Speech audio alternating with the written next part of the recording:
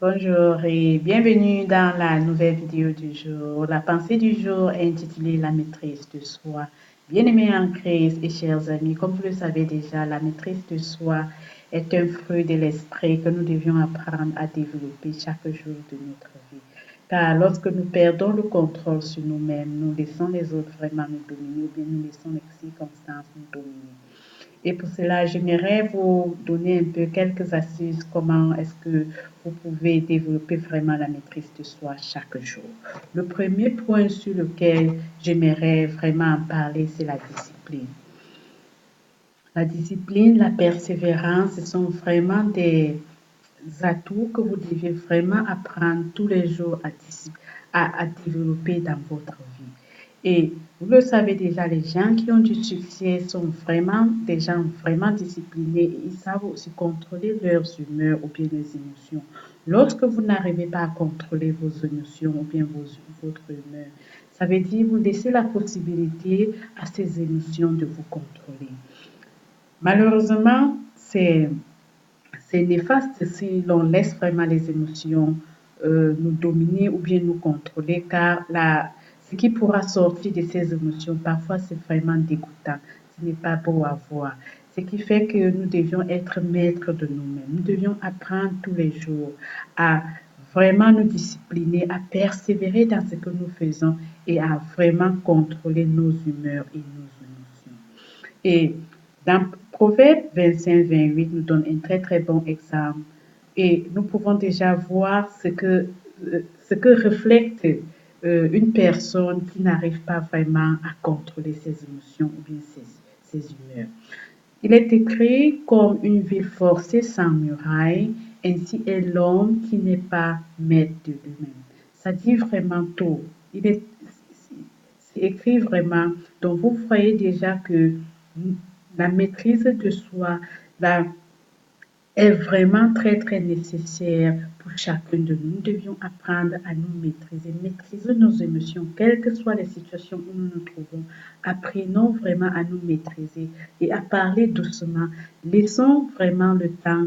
Ne parlons pas rapidement, prenons du temps avant de parler. Réfléchissons avant de parler.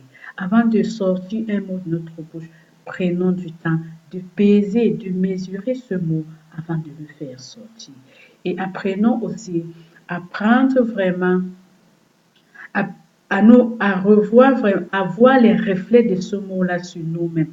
Imaginons-nous un seul instant les mots que nous jetons aux autres. Si une autre personne nous jetait ces mots, comment est-ce que nous réagirons? Donc, c'est nécessaire de peser aussi ces mots avant de le balancer n'importe comment. Le prochain, je pense, c'est le prochain point que je devrais vraiment vous expliquer, la pensée, la parole et les actes. Chacun devait mesurer les paroles et réfléchir avant de parler, réfléchir avant d'agir et toujours refléter un peu les actions. Comment est-ce que cela se... comment est-ce que cela, si j'étais à sa place, comment est-ce que je réagirais? Si quelqu'un me jetait un mot ou bien si quelqu'un me blessait de cette manière, comment est-ce que je réagirais? Dans Proverbe 13:3, il est encore donné, il a encore écrit, c'est un très très bon conseil que nous devions vraiment respecter aussi tous les jours. Celui qui veille sur sa bouche garde son âme. C'est très très nécessaire de veiller sur sa bouche, car les paroles que nous sortons de notre bouche, ce sont des paroles qui ont des influences, qui ont de l'influence sur notre alentour. Ça a de l'influence sur les autres gens. Donc mesurons nos mots avant de les balancer n'importe comment. Le troisième point que je voulais encore en parler avec vous, c'est vraiment la tempérance et la douceur. C'est nécessaire d'apprendre à tempérer ses réactions, à se tempérer, à se dominer vraiment. Si vous arrivez à vous dompter, comme je le dis très souvent, c'est que vraiment vous pouvez dire waouh, je suis maître de moi-même. Si vous pouvez réussir à dompter vos colères, vos émotions et toute autre chose, ça veut dire que vous avez réussi vraiment quelque chose de très bien. Car lorsque vous vous laissez dominer par les émotions, dominer par les humeurs, vous présentez un mauvais comportement aux gens alors qu'en fait vous ne l'êtes pas. Vous êtes peut-être troublé ou bien je ne sais pas ce qui vous a vraiment poussé à vous retrouver dans cette situation.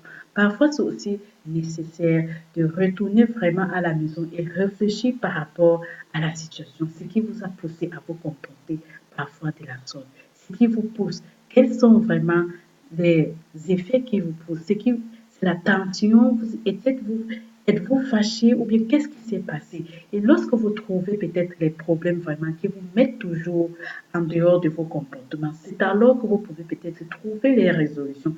Si vous vous rendez compte que lorsque vous êtes toujours fatigué, vous êtes facilement vous perdez facilement votre maîtrise de soi, vous perdez facilement le contrôle sur vous-même, vous jetez les mots comme vous voulez, vous insultez les gens.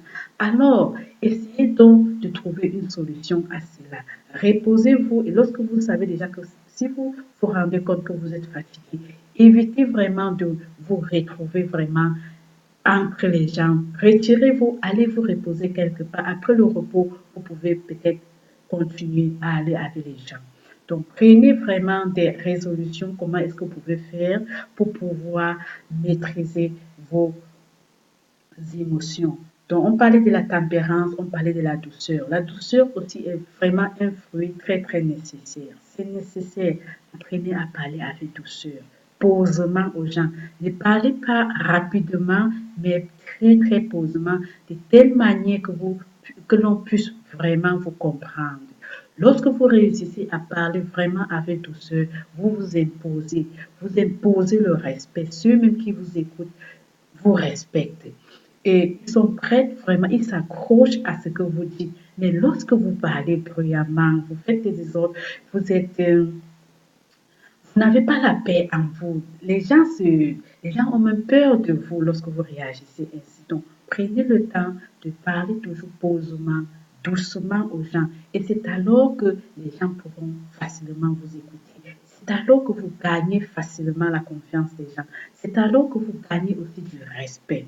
Dans Proverbe 19:11, il est écrit: l'homme qui a de la sagesse est lent à la colère et met son honneur à oublier les offenses.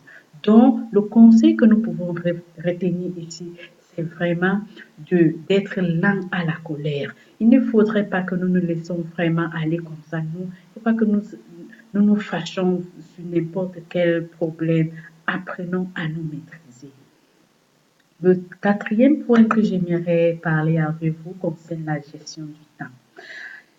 Nous devions savoir ce que nous faisons avec notre temps et comment est-ce que nous gérons notre temps. C'est tellement important de savoir ce que nous faisons de notre temps. Tous les jours, nous avions 24 heures et nous devions savoir vraiment ce que nous faisons dans ces 24 heures. Les gens qui ont du succès respectent leur emploi du temps. Ils planifient selon les priorités. Mes frères et sœurs, que ce soit que vous êtes chrétien ou non pas, la gestion du temps est tellement nécessaire dans la vie. Si vous n'arrivez pas à gérer votre temps, vous serez toujours en train de... Vous n'atteignez jamais votre but. C'est tellement nécessaire. Répartissez les choses selon les priorités. Et lorsque vous planifiez vraiment votre emploi du temps, respectez-le, quel que soit ce qui peut encore venir vous bousculer.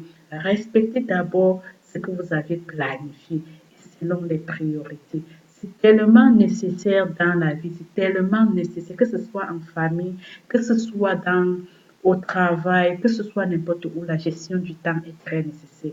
Si vous n'arrivez pas à gérer votre temps, les gens l'utiliseront. D'autres gens utiliseront toujours votre temps et c'est comme cela que vous vous retrouverez toujours en fin de journée, que vous n'aviez rien fait et vous vous demandez ce que vous avez fait, vous ne trouvez pas parce que les gens ont utilisé votre temps. Soyez donc sages, utilisez très bien votre temps. Dans Éphésiens 5, versets 15 à 16, c'est juste le dernier mot qui, qui, m'éblouit. Il est écrit rachetez, prenez donc garde et rachetez le temps. Mes frères et sœurs, rachetons le temps.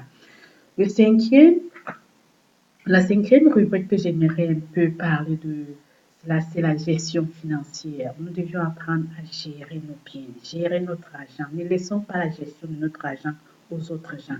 Si Dieu nous a bénis avec les biens, c'est nécessaire que nous prenions le contrôle aussi sur notre argent. C'est nécessaire que nous prenions vraiment, que nous puissions gérer notre argent.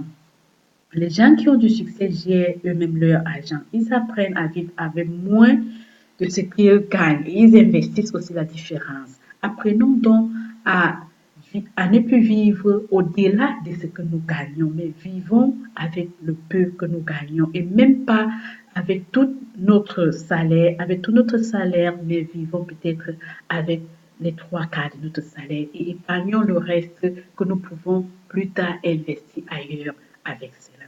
Soyez vraiment sage, soyez vraiment, apprenez à gérer votre argent, apprenez à gérer votre temps. Si Dieu vous l'a béni, prenez donc soin de ce que Dieu vous a donné et gérez-les vraiment très bien. Dans Proverbe 21, 20, il est écrit, de précieux trésors et de l'huile fraîche sont dans la demeure du sage. Si Dieu vous a béni avec vraiment beaucoup de trésors, vraiment prenez garde de cela, apprenez à gérer. Le dernier point que j'aimerais parler consiste vraiment à la santé mentale et émotionnelle. C'est nécessaire de prendre soin de soi-même, frères et sœurs. La santé est tellement nécessaire. Sans la santé, nous ne pouvons rien faire. C'est lorsque nous sommes vraiment malades que nous nous rendons compte que la santé est vraiment très, très nécessaire. Prenons vraiment soin de nous-mêmes. Apprenons à faire des exercices physiques. Prenons le temps de lire des bons livres qui pourra vraiment nous aider émotionnellement à guérir toutes les maladies de notre âme. Prenons le temps de soigner notre corps, de nous embellir comme nous voulons, de nous présenter. Nous sommes le temple. Notre corps, c'est le temple du Saint-Esprit et nous devions entretenir vraiment ce temple. Prenons vraiment le temps pour nous-mêmes. Et par la grâce de Dieu, je pense qu'il nous aidera vraiment à développer vraiment la maîtrise de soi, car Dieu nous a donné, ce n'est pas un esprit de timidité que Dieu nous a donné, mais au contraire, c'est un esprit qui nous remplit de force, un esprit qui nous remplit d'amour et de sagesse. Que Dieu vraiment vous donne et que son esprit vraiment vous guide à vous maîtriser tous les jours, quelles que soient vraiment les situations où vous pouvez vous trouver. Que l'esprit de Dieu vraiment vous rappelle tous les jours. Et vous devez vous maîtriser maintenant. Maîtrise-toi. Si tu ne te maîtrises pas, la situation te maîtrisera. Que soyez bénis et passez une belle journée dans la paix de Dieu.